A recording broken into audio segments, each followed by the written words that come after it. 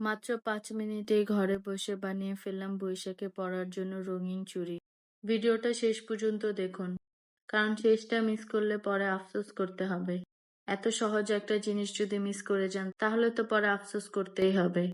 চলুন প্রথমেই দেখে নিই এই চুড়িগুলো বানানোর জন্য আমাদের কি কি লাগছে। যেকোনো একটা কাপড়, কিছু চুড়ি, গ্লু, পুঁতি আর একটা কেচি লাগছে। এই চুড়িগুলো বানানো একদম সহজ, আর ঘরে যে জিনিসগুলো আছে ওইগুলো দিয়ে বানানো যায়। আমি আমার বাসায় পড়ে থাকা নষ্ট ফ্যাব্রিক দিয়েই এই চুড়িগুলো বানিয়েছি। মাত্র এই কয়টা জিনিস দিয়ে আজকে আমরা চুড়িগুলো বানাবো। যে কোনো একটা চুড়ি নিয়ে এর মধ্যে রঙিন কাপড়টা আস্তে আস্তে পেঁচিয়ে নেব। প্রথমে আর শেষের দিকে আমরা গ্লু দিয়ে আটকে দেব যাতে এটা না খুলে যায়।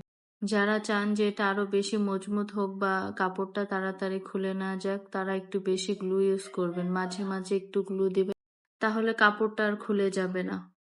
এখন শুরু হতে যাচ্ছে আসল মজার কাজটা, মানে চুড়িটাকে ডেকোরেশন করার সময়। চুড়িটা আপনারা নিজেদের মতো ডেকোরেশন করতে পারবেন।